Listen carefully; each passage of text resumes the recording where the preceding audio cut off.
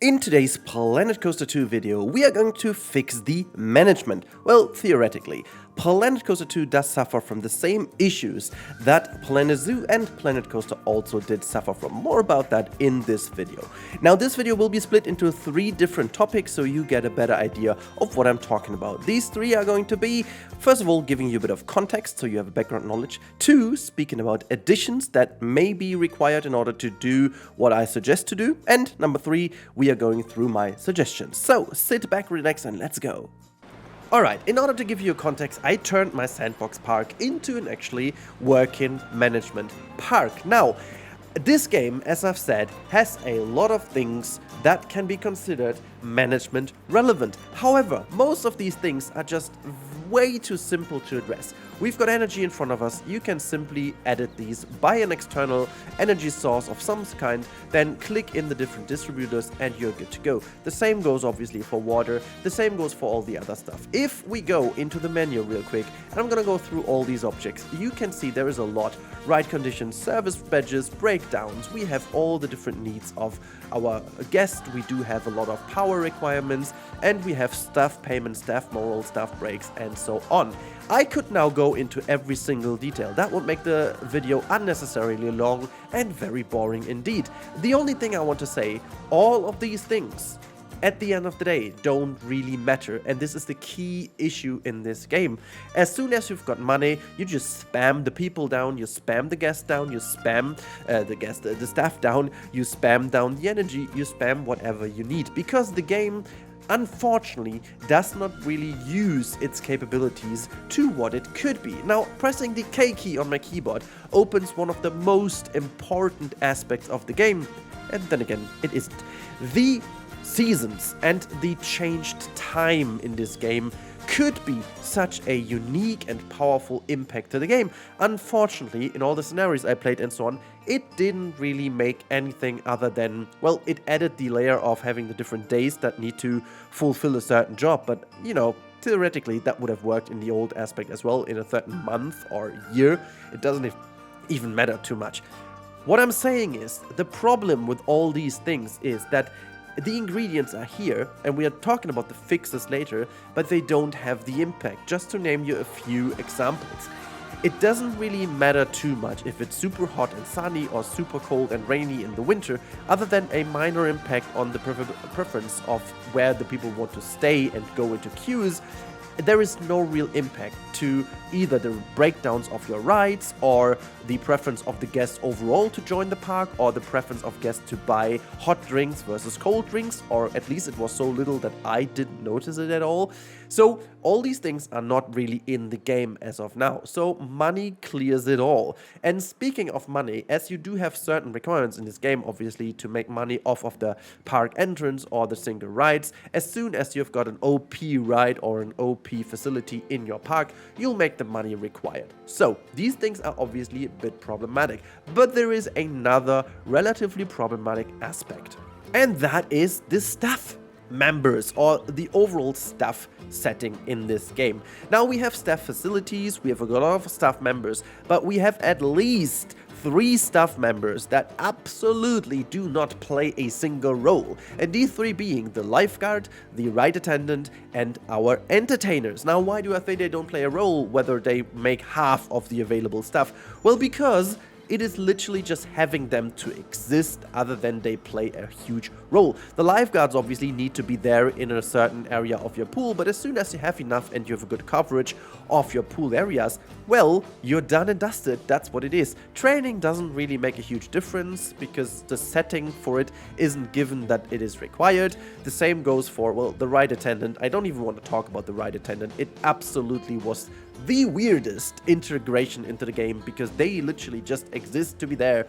You just need to have enough ride attendants to make the coaster run, and that's about it. It doesn't change anything about the maintenance. It doesn't change anything about the coverage of the push through, of how many people can be done, the capacity over an hour. It doesn't really change much. And the entertainers, well, other than giving a little bit of a mood booster to your people, they again don't really play a huge role in adding certain elements to your queue times or so, just to give you a couple of hints of the fixes we are talking about later. So that said, you can see there are a lot of things in here in this game that exist, but they don't really have an impact. This is a reoccurring theme that will be ongoing through this video, and as much as I enjoyed the narrative-driven scenarios, which I gotta say is absolutely great and even better than in Planet Zoo, where it already was pretty nice, so they haven't really built upon that too much because it was already good, but it definitely added a certain layer that was lacking in the first game. So in that sense, the management and the overall scenarios were a lot better. Last but not least, for the context, and it has to be addressed, is the horrendous menu in this game. As much as I love the staff overview over here, the rest is just sheer overkill. It's not like that you need all of that, and it just really doesn't help at a certain point. There is also a lack of very efficient things that you need to do. See, the reason is, what am I doing over here? There is just so much into my face and not really where I need it. I can actually, have someone go and fire them, or I can go to their staff schedule and I can put them onto their staff schedule, which I like, but the staff schedule itself isn't as powerful as it could be, but more about that in the fixes. Going through the menu, you can see there is a lot in here, and I had a hard time figuring out where certain things are. Some icons are not really self-explanatory, and just overall, it just keeps me from having fun, because while I'm in this, well, actually, it's okay, the design is nice, but while I'm in the menu, I don't even see what's going on in my park, I'm just going through all these menus, looking at things and blah blah blah, but I'm not seeing what's going on. I can't adjust things on the go. So this, for the context, for me personally, is super relevant. Just to end on a positive note, I do like the heat maps. They give me a good overview. They should definitely build upon that, and we have already heard that they will be bringing in some more of these heat maps, so fair enough. But now let's go to the two integrations I will need for this video. Number one on the list are transfer tracks. Yes, let me explain why, because this will be relatively important for the latter part of this video. I'm not going to talk you through all the improvements I want to go over, but this is essential for the new time-based one-day approach of the game, plus giving our ride attendant finally a proper job other than existing. I know a lot of people don't really like the idea of them because it being way too nerdy stuff and not really necessary for the theme park, but trust me, when I'm going over it later on, you'll understand that this is going to be an optional thing for the game that could improve the overall gameplay by a lot without making people go too nerdy onto coasters. So more about that. But there's a second point, or actually I should say second points, because the transfer track is the only new addition I would need to have for my construct, for my fixes. The other things I'm going to name now are already existing in the Planet universe. So quickly, let's go over those. Right, so again, as I said, now we're going over a couple of things that are missing from the game, and we're starting with a staff member that we are missing, and this is the security guard. Alongside the security guard, we also have security cameras and just the overall security management of your park. More about that later, just take that as a point. The next one is going to be, and we do have a lot of things in here, we do have billboards in the game, but do we have TV screens or anything like that? No, we don't. We did have education boards in Planet Zoo that gave the guest an additional value in the park. The same goes for Vista Points and other things alongside this. A third one I was absolutely missing going into the facilities over here is a ATM, which is not existing in this game. We don't have an ATM, so people have not a necessary resource to actually gather more money if they don't have more money with them. So the next thing I want to talk about is proper staff training. I did like the idea how the staff training was done in Planet Coaster and Planet Zoo. I really don't know why it isn't done like that in this game, and also I don't really know why it isn't done like in Planet Zoo, because it was already existing. So That being said, the last thing I want to say is, and this is a little bit of a change. It's not really an addition, but I would love to have a kind of change in how the coaster manufacturers work, so that you do have exclusivity, I don't know how to say that word, but that would be an addition, that you have a manufacturer exclusive contract possibility in this game. These would be all my additions to the game. Just to go quickly through that list, we do have transfer tracks, we do have security and security guards, we do have ATMs as a option to gather money, we do have billboards or educational boards or TV screens or any other kind of source to display relevant info towards your guests that have an actual impact to your guests. And then we also have proper staff training, including the staff facilities, and last but not least, the exclusive option for manufacturers. Alright, for the third part of the video, where I'm going to go through my fixes, we are going to do this step by step. I'm going to go through a couple of areas, and then I'm going to talk you through what I would fix, and then we are going to go to a last point that is going to be called balancing. But more about that later, because the balancing aspect is a bit more abstract. So let's go first of all through the areas that are pretty obvious to me. First of all, we're going to talk about energy and water management. So the only plausible change you have is that there is a different treatment of the environmental impact of your different things. You can see I've got a solar panel and I've got a power generator over here. If I do get rid of the power generator, you can see the environmental impact is basically non-existent of this solar panel. Put a couple of scenery stuff around here. It is all done and dusted. However, if I go back in, you will see that it's going to be added, and the thing is, the solar panel only adds 80 energy overall capacity, while the power generator brings 120 in. And now the fun fact is, you do have to pay the freaking 20 times the price than you would for the power generator. However, as this game does treat this decentralized, you can basically plop this one power generator all the way over here. It doesn't even matter. And then you put your distributor somewhere in here. Let's just quickly do that just for the sake of showcasing. And then you're going to connect that to your one power source that is all the way out here. And then bam, it's all powered. It doesn't even matter. You pay a couple bucks more for the cable. What I really would love to see is that I do like the fact that it is decentralized, because that's realistic. I don't want to have a, unjustified limitation to put it closer to rides. However, I would love to make renewable energies cheaper as a management option. While you build them, they have little power output, but they're cheaper to build, but will require more space. And the same goes for the other energy. But more than that, I want to have a bigger penalty.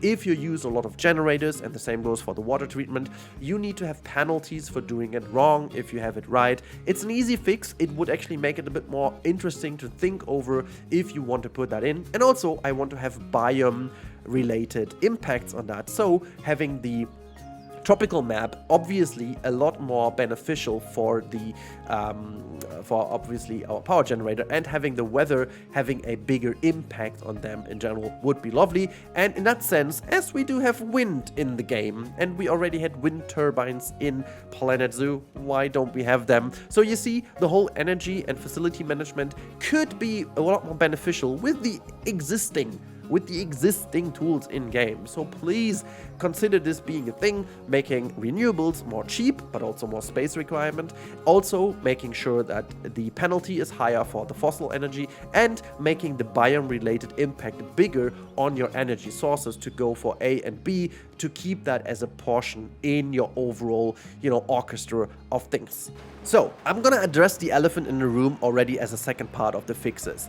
We are talking about the impact of a potential transfer track in here. And let me quickly rephrase that. I'm not talking about a transfer track, I'm talking about the option to add trains in and out of your coaster on the fly. Let me showcase. While I'm in here, I could now add a train to my ride. But what happens? The whole thing closes down and needs to be tested again. Why can I add more trains to the ride? Well, because I do have block sections on my ride. Now, the problem is, if I go back to what I've said this before, I still need to test the whole ride again.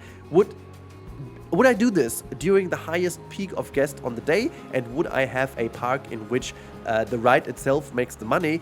This would be a huge impact on my financial situation, because this ride for a long time will not make any money, which is not realistic. In theme parks, usually, if you consider the whole day, you have a morning and an evening in which there is not really that much going on in your park, and you have a peak time in the midday where a lot is going on. You also have peak times for your coaster, and peak times obviously depending on weather. So a lot of things that this game can deliver. We have got weather, we've got a fully day-based gameplay now, and we also have the impact of different rides related to weather.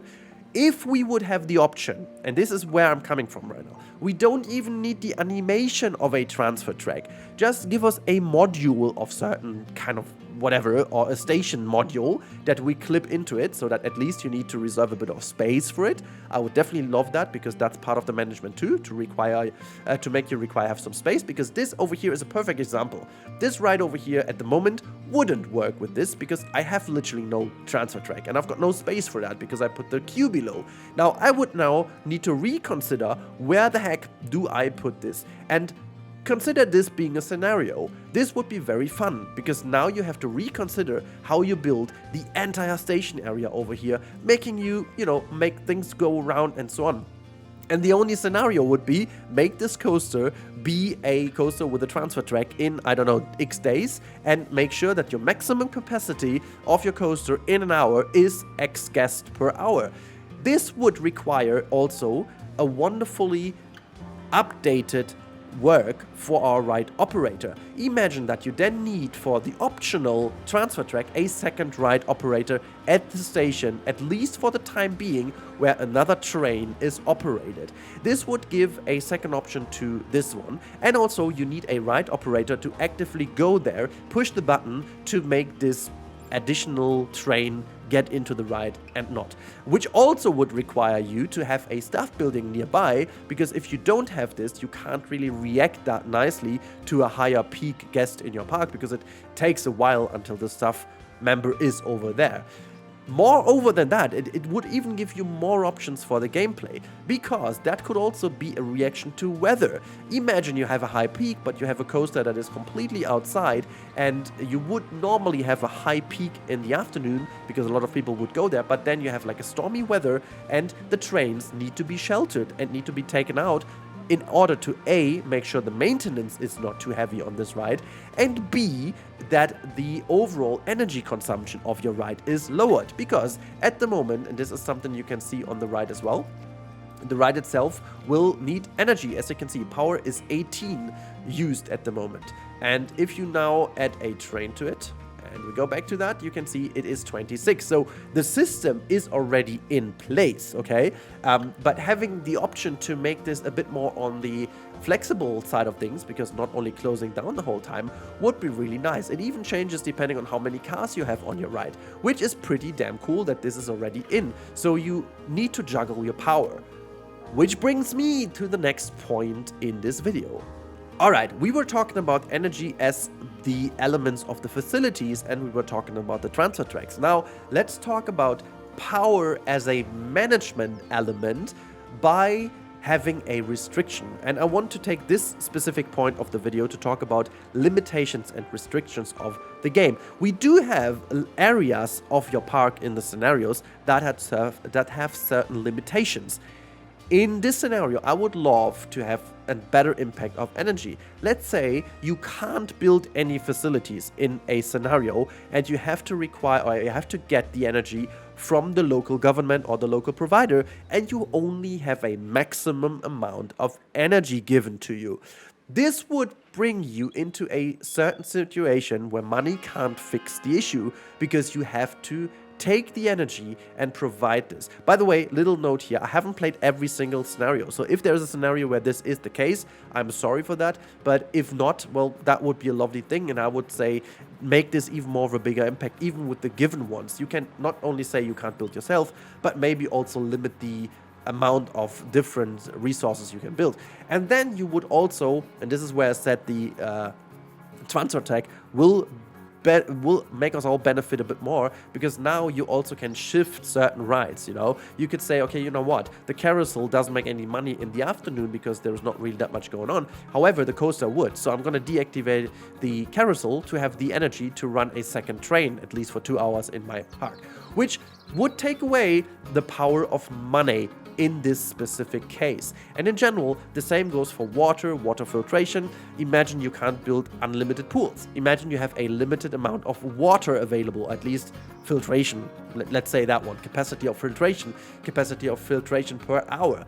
These kind of things, which all happen on a, well, let's say sheet basis, Excel sheet basis, not even a part of the game, but these limitations as a scenario would take away the power of money, which I think would be a great thing. Let's talk about security. I have added security guards in the list of things I need in this game in order to make it better, and the improvement could be done by having security as an aspect of management. Well, that's pretty obvious, but also help this make the overall maintenance problematic a bit better. Now, what I'm saying about this is we have these new seals of approval or management seals that make the maintenance of rides, well, better or worse. However, the security guard could not only look for pickpockets and stuff like in the previous games, it could also be someone who guards a little bit what's going on in the queues and on the coasters itself, just to make sure that you have a bigger maintenance impact on them, so that the rides don't require to be maintained so often. You can see how many mechanics are running around in my park, which is exactly the point. You need so many of those, which makes the whole point of it kind of useless. I would love to have security in here again. Security is a huge part of a management aspect, and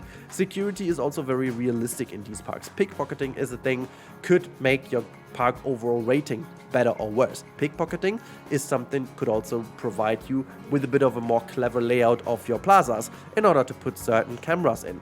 Which brings me to the point, we already have the system in place of our lifeguards. Like, they have an area of influence where they can see certain things happen. I literally only would need this system. Have a security camera exactly the same way. This is exactly how it would work. And, well, there you go. Security makes a huge impact on the game and a huge impact on your plaza or just in general area design. Alright, next up are the entertainers. Yes, we have a dedicated fix that requires us to talk about entertainers. Now, entertainers obviously give a little bit of a mood boost and they will entertain your guests. However, what they don't do, they don't account for any changes in seasons, they don't account for any changes in your queue length. I would love to add certain jobs to your wonderful entertainers. Let them actually help reduce the annoyance of long queue times. Imagine you have a staff member and you select the area of influence to be along some of your bigger queue areas, and then you can send them actively into your queues to entertain the people. That would help with longer queues and make people less annoyed in those queues. The same thing could be with different seasons. Bad weather makes bad influence on the people or actually makes the people go into different areas. Imagine you have entertaining spots in a sheltered area that could give the people an option to, well, overcome the time when it's raining or so. So just in general, I would think that this would help to level out a little bit of the annoyance of people and give them a proper job to exist, a proper meaning to the game. Give them jobs to exist in specific areas of your park that are designed to have them. I'm not even talking about parades or anything because I wanted to keep this realistic with the givens in the game. So I really would love to see this little fix. It's not a big thing, to be honest, but it would help in order to give you more options to counter some of these annoying things that your guests come up with every now and then. Alright, a big one is seasonal dependencies. Alrighty, so we have a game that features seasons now. And oh boy, do I have a lot of fixes for that. Let's start with the most obvious, dependencies. We, at the moment, see very little to none dependencies on the game. Maybe I'm too stupid and I haven't noticed, but Frontier said themselves that when it's raining, people will favor certain rides that have more indoor sections over others. Yes, I have seen that a little, but honestly, really not that big of an impact. Oh, really not. Like, people who are in a queue will actually stay there. Usually you have already pretty pre-filled queues and that will overcome the time where it's raining versus not. So that definitely needs to be fixed to have a higher impact. But moreover than that, you can see on the list of weather, we have upcoming wind.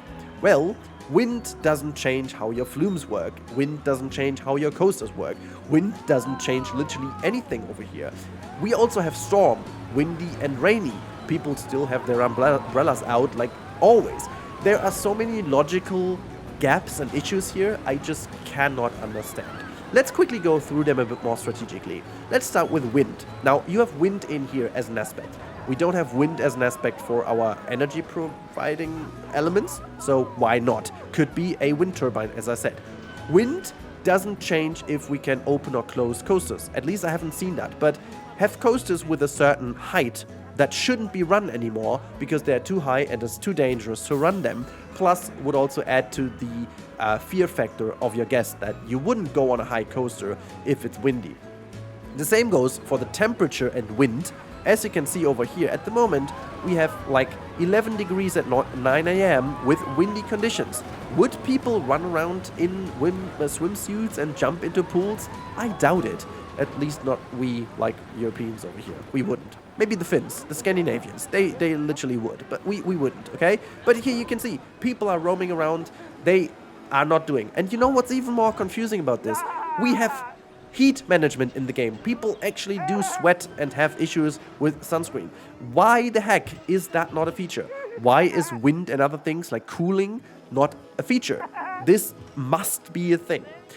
Next up would be rain. We've got light rain and we've got heavy rain. I haven't seen any of this impacting the game anyhow, other than that with heavy rain people start to have umbrellas more out and again favor certain things. But why has rain no higher impact on the maintenance or on other things? Why do we not have the chance to make sure that more coverage and more shelter for our rides would help them have a higher chance of being maintained better? Imagine you're in a rainy area, you should definitely benefit from having indoor coasters also as an aspect of having lesser maintenance work, which isn't the case.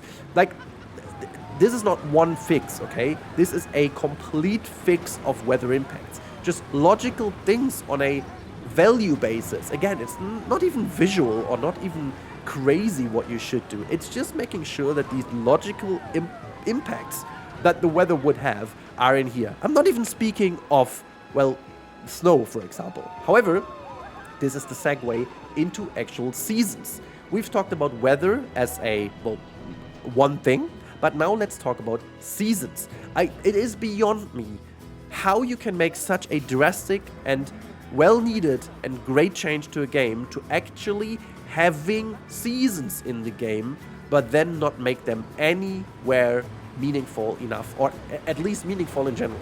So the first little fix I would love to have is change the amount of days per season to 3 actually, because I feel like this would give us a bit more option to play with the seasons. It's a minor thing, but as you can see, we only have 2 days of summer, then we will have 2 days of autumn, and the same goes on for the other seasons. However, imagine you have a park like this one over here, which in the summertime would work relatively fine, but imagine in the winter times, it's cold, it's snowy, it's chilly, and it's windy in a harbor area like Hamburg, for example.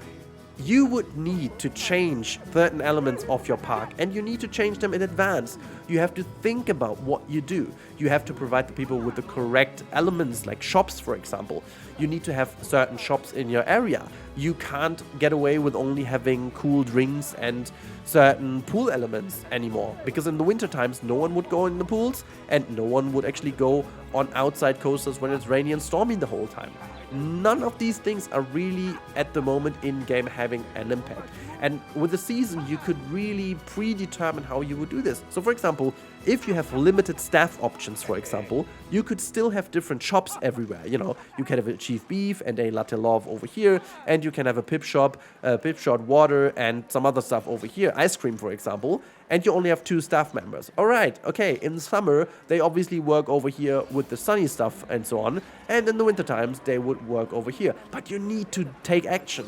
You need to take action, which is really something really great. But then again, you've got things like, many people are tired. Okay, how about many people are cold, are hot, or whatever?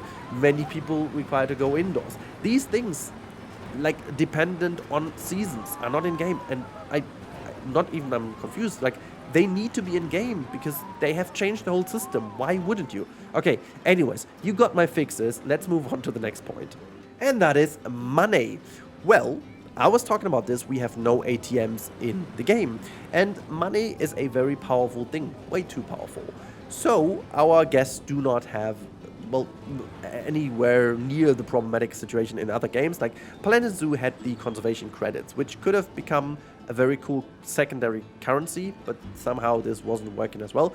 But I really would love to have ATMs in the park on which you can charge some fees on them, just as a minor thing to make money a bit more of a resource that people actually have to consider. So make the amount of money people have to spend lesser, so that you will need to have them have a good mood or have a certain requirement fulfilled to go to an ATM and get more money, to reduce the simplicity of having people spend money. And I think this is the only thing I want to say about this. Reduce the simplicity and increase the likeliness of making them work for the money, quite literally.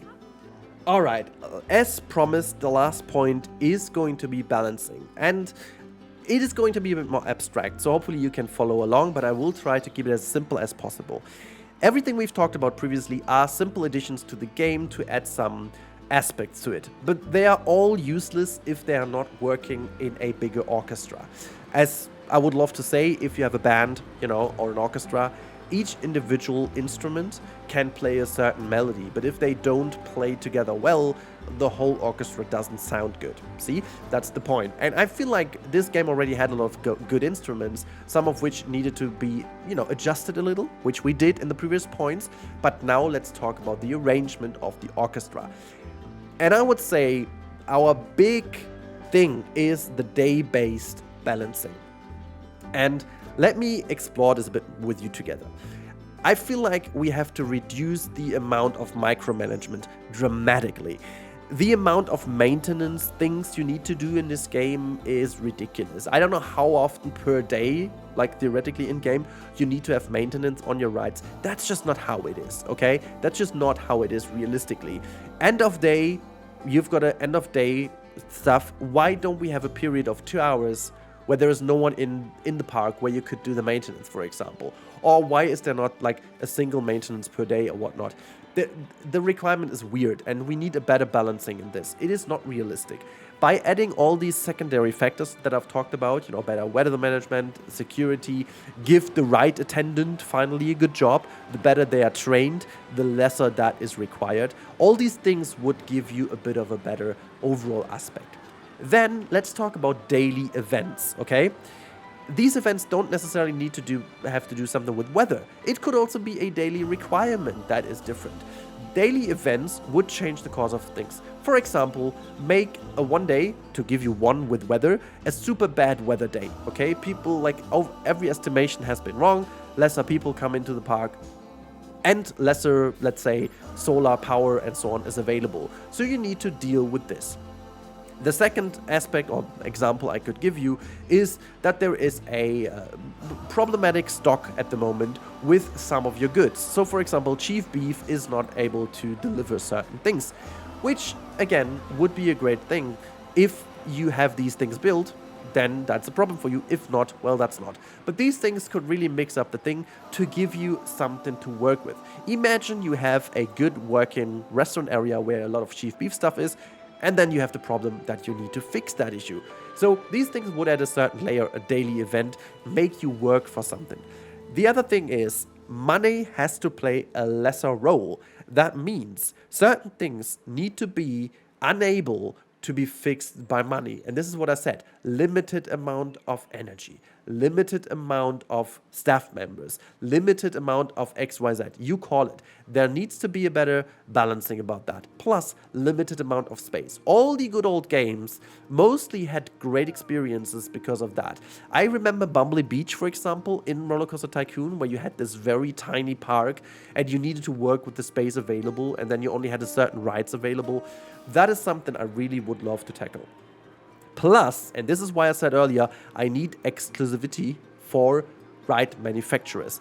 At the moment, the development tree, and we can briefly check this out, is a little bit of a weird one. So if we go, for example, to the research, you can research the chain, wooden coasters, water coasters, but you can't research the manufacturers, which would be a fun thing to do because the manufacturers could come with a certain element of, well, advantages and disadvantages. Imagine you're researching an exclusive contract with Mac rides, okay? That would help you to have all the Mac rides, flat rides, and coasters available to a certain fee that you have to pay to them. But then again, you have a better maintenance from them, and they can actually give you staff members. Imagine you have a trade on your staff members, you've got an exclusive contract with Mac Rides, and Mac Rides would give you staff members, so you have a mechanic that has a seal badge for Mac Rides only. That would be lovely, because then you can't use this specific mechanic for a different area. So spamming mechanics onto the ground wouldn't help if all of the mechanics are only Mac experts.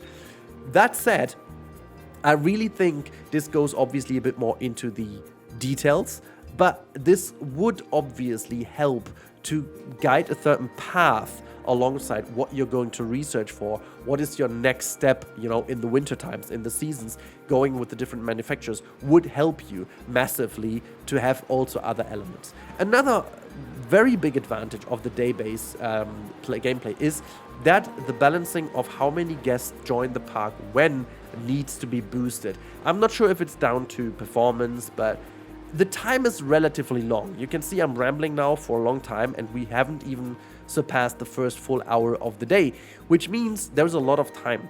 If you have a bigger push through of people for the morning and afternoon and so on, all of these balancing aspects could really work well. And I am very certain that they would be very beneficial for the gameplay overall. Anyways, it's time to wrap up. I hope you found this interesting and also you found these points to be, well, clear and also helpful in order to understand what I think, what I envision a fix to the management could be. If you listened carefully, you know that I think there is a lot already in this game, and unfortunately this is a theme that the Planet games seem to follow. Both of the previous games, Planet Coaster and Planet Zoo, had a similar situation where a lot of the ingredients were in. However, I personally think there was one key ingredient missing that this game over here has, and that is the day-based system, how the game works. I sincerely hope that Frontier does listen to the community and all the, you know, management seekers out there just as much as they do to us creators when it comes to the building aspect of games, of the gameplay, and fix a lot of these things. Maybe with future updates, maybe with a lot of the updates coming with potential DLC contents, I don't know. But I personally believe that we have a proper game at hand that would actually give you a proper theme park management feeling, a game that would be challenging and not too over challenging. It would be challenging by having an interesting gameplay rather than a whole lot of micromanagement, and it potentially could be interesting in order to be also realistic as a theme park in the real world works. If there was one thing that Planet Zoo did very well, it did educate people over, or like about the animals. What this game over here, Planet Coaster and also Planet Coaster 2 doesn't do, they don't really educate people how a theme park run. So, or works, I should say. So, these things considered, I believe, even with the given ingredients, that could be a good thing. But now, it's up to you. What do you think? What do you like about the management? What do you dislike? And also about the points I mentioned in this video. Which of those do you like and would also love to have? And which one of those you don't like? And tell me why. What would you say speaks against them? And what could be a better alternative? Let me know in the comments down below. Thank you so much for watching this long video. I found this a very interesting experiment for me, myself, to think about, because I'm usually more of the creative person building in this game, but I'd rather love to do a challenge mode in the future too, with a bit more of a realistic attempt. Well, that's that. Have a good time. Thank you so much for watching as always, and I'll speak to you in the next one. Oh, by the way, if you liked the video and so on, you know what to do. Like the video, subscribe, and so on. We're gonna see each other in the next one. Bye!